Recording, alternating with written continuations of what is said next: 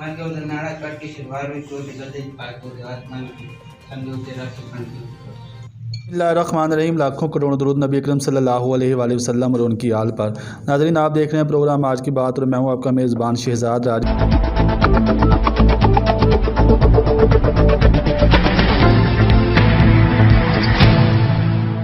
आज हम लाला मूसा में एक अंधा कत्ल जो कि पुलिस थाना सदर लाला मूसा ने बहुत जल्द जो है ट्रेस किया है, उसके बारे में बात करने जा रहे हैं। मामला कुछ यूँ है, कुछ दिन कबल जो है थाना सदर पुलिस को एक कॉल जो है मौसूल होती है एक ठुरकला के मकाम पर एक नामालूम लाश जिसके हाथ बंधे हुए हैं वो पड़ी हुई है। पुलिस ने उस लाश को अपने कब्ज़े में लिया, उसको मीडिया पे जो है वायरल किया, लेकिन उस जो लाश थी उसकी शिनाख्त ना हो सकी और उसको अमानतन जो है वो दफन कर दिया गया।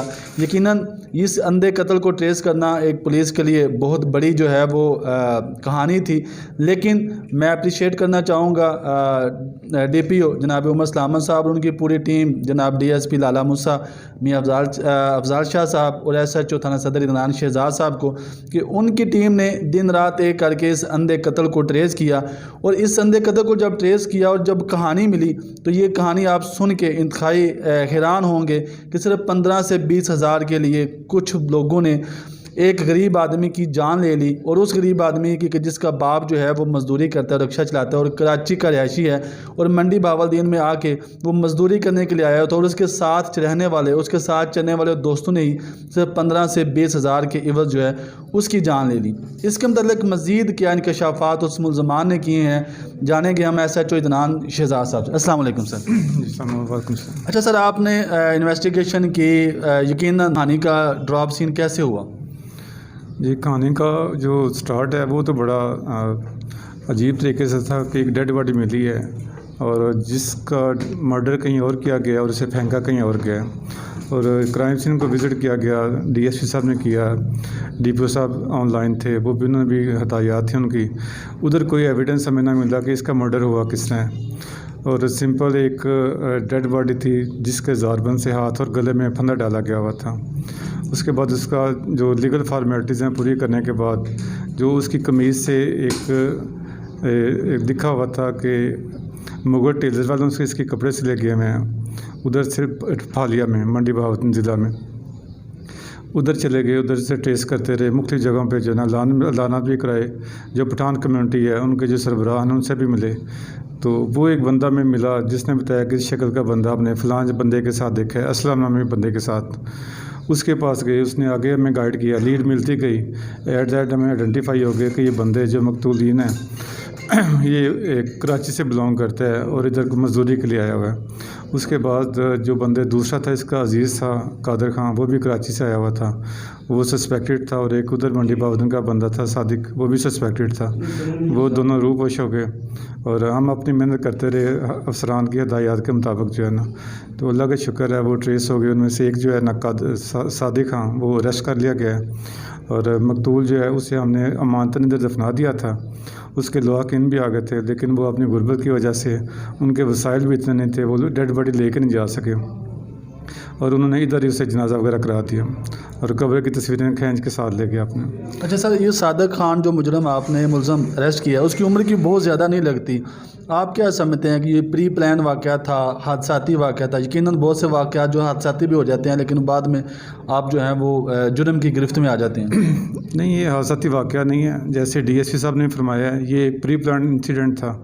ये कादर खां और सादिक खां दोनों जो है फालिया से कुछ लोकल ट्रांसपोर्ट पे बैठे हैं, मानवजा के पास आए हैं, उधर ये अमीर खान से इन्होंने लिया है।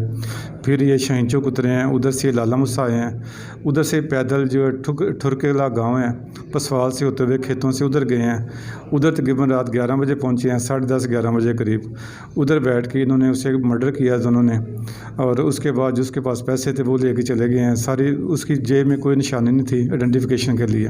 जी सर, क्लियर कर दिया ये जो मर्डर हुआ है ये गला दबा के हुआ है, तशद्दुद से हुआ है या किसी आला कत्ल से किया गया? ये जो मर्डर हुआ है ये गला दबा के जो है ना स्ट्रैंगुलेशन इसकी काज है और हम मुख्तलिफ एंगल्स भी इसको देखते रहे हैं कि कहीं बदफेली का सडोमी का कोई एलिमेंट तो नहीं है। उसके जो प्राइवेट पार्ट्स हैं, जो PSF की टीम्स आई हैं, क्राइम से यूनिट्स आए हैं, उनने भी ऑब्ज़र्व किया है। पोस्टमार्टम में भी हम चीज़ों को मद्देनज़र रखा गया है कि कहीं की बदफेली तो नहीं की, क्योंकि लड़के की उम्र 16-17 साल के करीब थी और ऐसी हमें कोई एविडेंस नहीं मिली। बहुत शुक्रिया, थैंक यू जी। इदनान शहजाद साहब की गुफ्तगू आपने सुनी। यकीनन ये कहानी का पूरा ड्रॉप सीन जो है वो आपने SHO साहब की ज़बानी सुन लिया। DSP सर्कल लाला मूसा मियां अफजाल शाह साहब से बात करेंगे कि इस बारे में इनका कहना है। अस्सलाम वालेकुम सर। अच्छा सर, बताइएगा, यकीनन इस तरह के जो केस होते हैं उनको ट्रेस करना या ऐसी कहानी उनको ड्रॉप सीन करना बड़ा मुश्किल होता है, और फिर बंदा कहीं का, रहन सहन उसका कहीं का, और मर्डर आपके इलाके में हो रहा है। हाउ पॉसिबल, ये क्या कहना चाहेंगे इस पर आप? जी, वो जिस तरह मैंने पहले कहा कि इसकी आप लोगों ने भी काफ़ी कोशिश की कि पता चल सके कि मकतूल कौन है।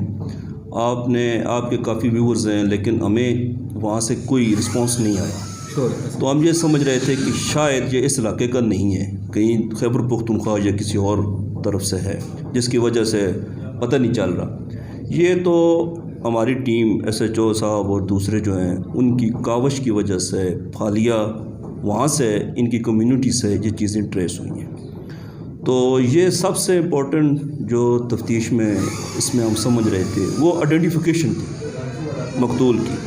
उसकी आइडेंटिफिकेशन हुई, उसके बाद अल्लाह के फजल से मामला। अच्छा सर, आप समझते हैं कि जिस तरह आप बता रहे हैं कि जो बंदा कत्ल हुआ है उसके वालिदैन जो है वो इंतहाई गरीब हैं, और ऐसे केसेस में कि वो मैयत को भी कराची तक ले नहीं जा सके, तो ऐसे केसेस में जब मुद्दई ही नहीं खड़ा होगा तो उन फैमिली को इंसाफ मिल सकेगा?